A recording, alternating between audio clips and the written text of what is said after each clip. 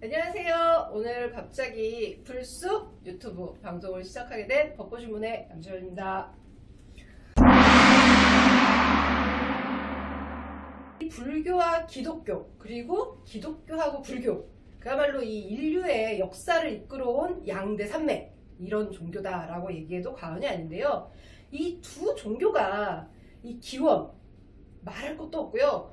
추구하는 궁극적 목적, 그리고 전파 과정, 그야말로 뭐 하나 똑같은 게 하나도 없는 종교입니다. 불교는 기독교가 너무 배타적이다, 공격적이다 이렇게 얘기하고요.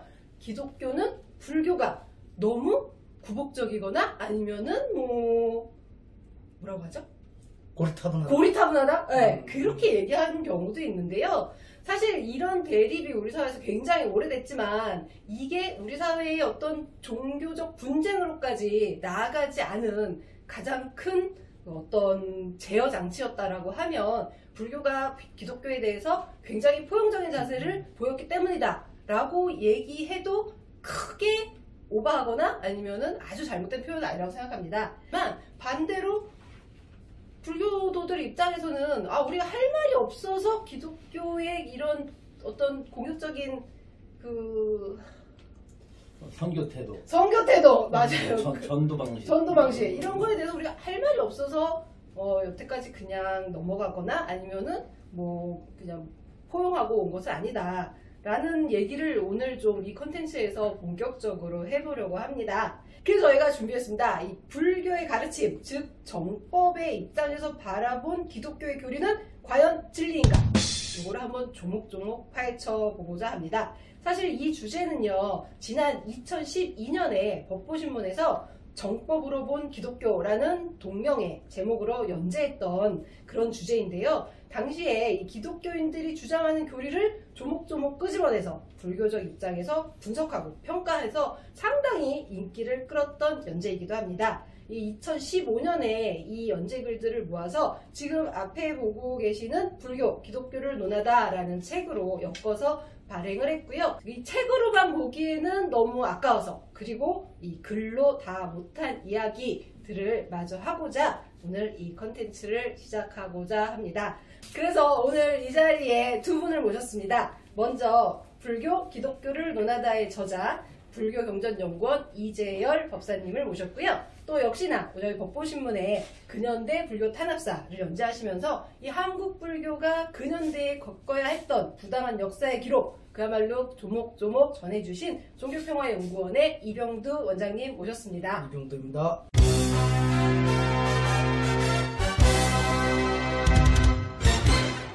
법사님께서 저희 신문에 오랫동안 정법으로 바라본 기독교라는 주제로 연재를 하셨는데요.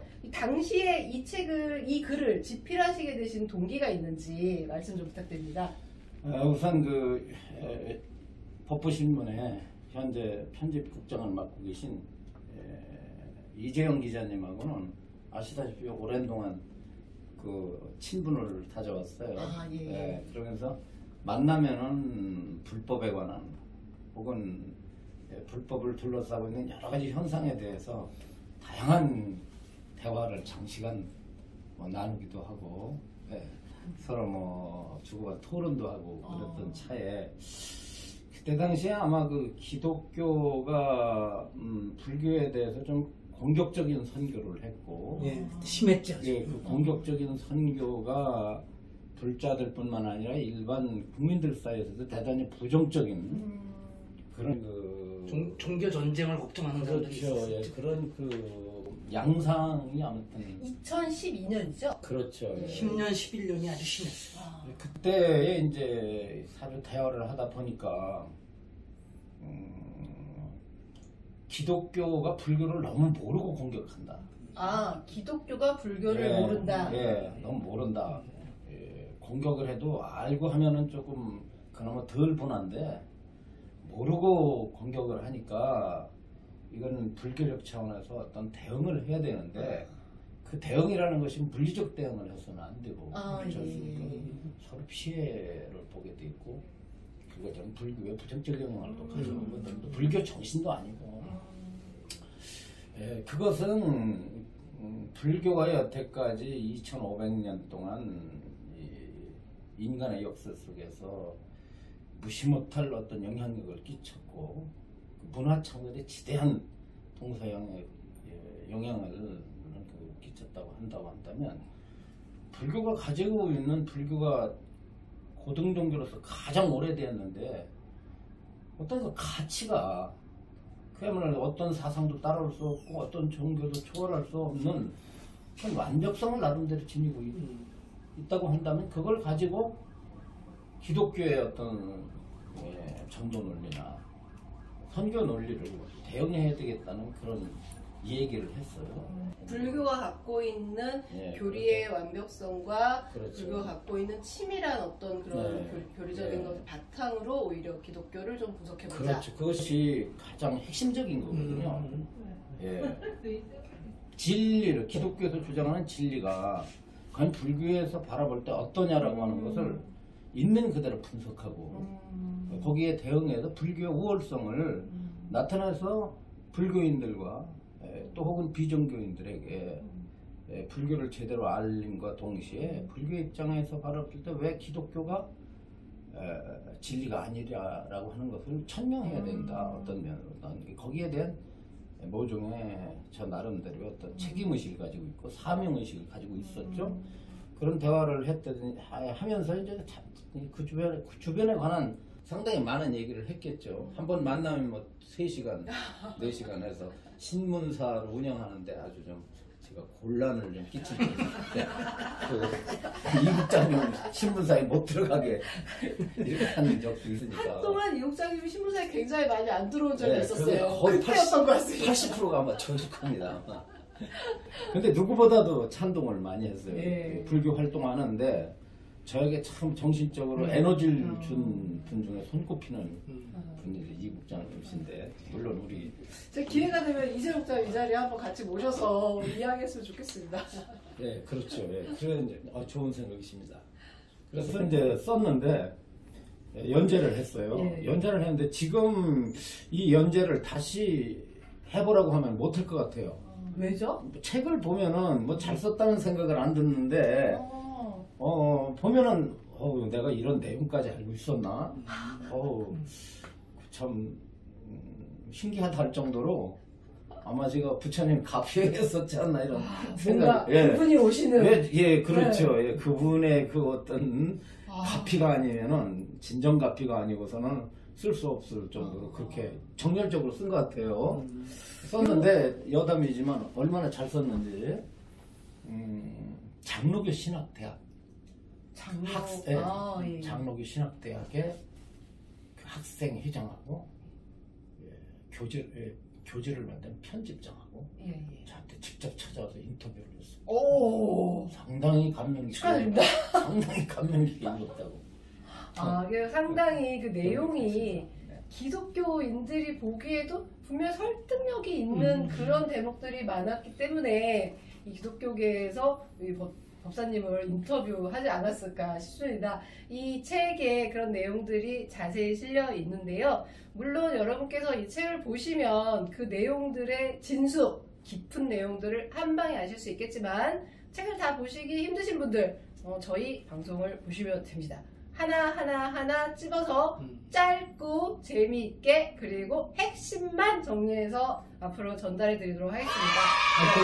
제가 얘기 좀 여기 껴들어갈게요. 예. 원래 이제 종교 비판을 하는 불교를 비판을 옛날에 주자도 그렇고 정도전도 그렇고 처음에는 교리 비판이 아니고 거칠어 드러나는 현상 가지고 비판하는 거예요. 예를 들면 왜 제사를 안 지내냐 뭐 이런 식으로 하고 또 보니까 뭐 여자들이 뭐 그 절에 가서 어쩌고 이런 얘기로 겉으로 드러난 현상들만 비판하고 나중에 이제 어쩔 수 없이 이제 철학적이고 교리적인 부분도 들어가는데 그런 점에서 우리 지금 이재열 법사님이 불교 기독교를 논하다 이건 그런 그 현상의 문제는 별로 얘기를 안 하시고 계셔요. 그러니까 그 교리의 근본적인 문제를 이런 문제가 있는데 이런 문제에 대해서 불교에서는 또 어떻게 본다 이런 얘기를 차분하게 말씀해 주시니까 그래서 그 신학대학의 학생회장도 인터뷰를 해오지 않았을까. 근데 거칠어드는 현상 가지고 얘기하면 잘못한 건 싸움이 되거든요. 그러니까 하여튼 그렇게 해서 제가 한 말씀 옆에서. 근데 오늘 원장님께는요, 앞으로도 그렇고요, 현상에 관한 말씀을 그렇지. 좀 듣고 싶어요. 예. 저희 법사님께서는 지금 말씀하신 것처럼 불교가 갖고 있는 교리, 그리고 정법의 기준으로 봤을 때 기독교인들이 주장하는 그들의 교리와 어떤 진리라는 체계들이 어떠한 허술한 점을 갖고 있는지, 또 어떤 문제점을 갖고 있는지, 그리고 또 꼭 문제점이나 허술함이 아니더라도 어떻게 우리와 다른지, 이런 것들을 교리적인 측면에서 설명해 주시겠지만, 말씀하신 것처럼 사실 우리가 피부로 느끼는 건 그러한 차이점에서 발생하는 현상, 우리는 당연히 이것들이 자연스럽고 합리적인 어떤 행위다라고 생각하고 진행하는데, 그거를 기독교인들이 보기에는 뭐 미신이다, 뭐 어떤 우상숭배다, 뭐 이런 그냥 단언적으로 단정하고 공격하는 경우들이 굉장히 많거든요. 사실 그렇죠. 이런 현상을 피부로 겪는 것들이 많기 예. 때문에 이런 교리의 차이에서 어떤 이유 때문에 이들은, 기독교인들은 그렇게 공격적인 자세와 언행을 어떻게 함부로 하는지, 그런 현상들을 좀 원장님께서 앞으로 자세하게 예. 설명해 주실 거라고 그리고 이제 생각합니다. 조금 전에 말씀하시는 거하고 좀 보면 아까 이제 2010년, 11년도가 그 한국의 뭐 대구의 대기총 어디 곳곳에서 심지어 조계사도 와서 땅밟기를 하고, 공사도 와서 땅밟기를 하고, 뭐 히말라야 어디까지 가서 땅밟기를 하고, 이 사람들 그래서 심지어는 부처님 성도지죠. 인도 예, 보드가야에서도 거기까지 땅밟기 시절에서. 한 영상이 떠서 한 거 아주 한 사람이 걱정을 하고, 제가 그때 정부에 있을 적입니다만 그때 참 긴장하고 그랬었죠.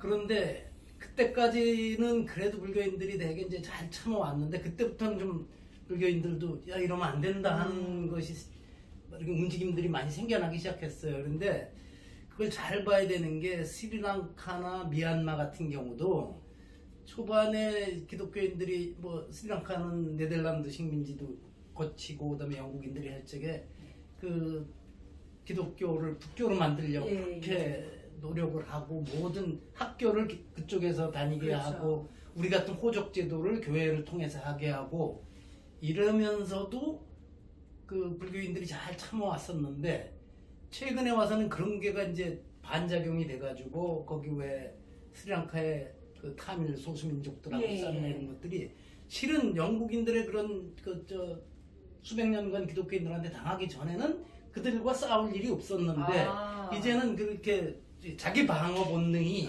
불교인들의 자기 방어 본능이 강해진 거예요. 그리고 미얀마에서도 마찬가지로, 미얀마가 그 오래된 불교 국가면서도 미얀마의 천주교 성당이, 가톨릭 성당이 들어간 지가 500년이 넘고 거기에 추기경도 있거든요. 그렇게 호영적이었던 미얀마의 불교인들이 최근에 와서는, 물론 영국인들이 만들어 놓은 겁니다만, 로힝야인들을 영국 사람들이 데려와 왔다가 이런 문제들이 지금 터지고 있는 게 그런 반작용으로 이렇게 해서 일어나는 거거든요. 그래서 우리가 서로가 참 아주 조심해줘야 되는 게, 어떤 데는 그러니까 우리 국민들이, 아니면 우리 불교인들이, 한국의 우리 기독교인들이 아니라 그렇게 만들어진, 외부에 만들어진 거에 의해서 싸움이 생겨나고, 잘못하면 저 심각한 스리랑카는 전쟁까지 한 거 아니겠습니까? 내전의 형성으로까지 갈 수 있어서, 그래서 우리가 이 문제의 근원을 좀 한번 따지고 들어가 봐야 됩니다. 이게 어떤 인내의 한계점을 넘기 전에 서로에 대한 충분한 이해를 바탕으로 해서 이런 문제가 있다고 서로 인정하고, 서로가 무엇이 같고 무엇이 다른지 이걸 통해서 우리 사회의 종교 갈등이 인계점을 넘어가지 않도록, 어떤 탄성의 한계를 넘어서지 않도록 약간 미리 예방하는 차원에서 오늘 이 자리를 마련했고요. 앞으로도 계속 더 좋은 주제들을, 더 다양한 주제들을 갖고 이 논의를 진행해 보도록 하겠습니다. 두 분의 앞으로 빛나는 활약 기대해 보겠습니다. 감사합니다. 네, 고맙습니다.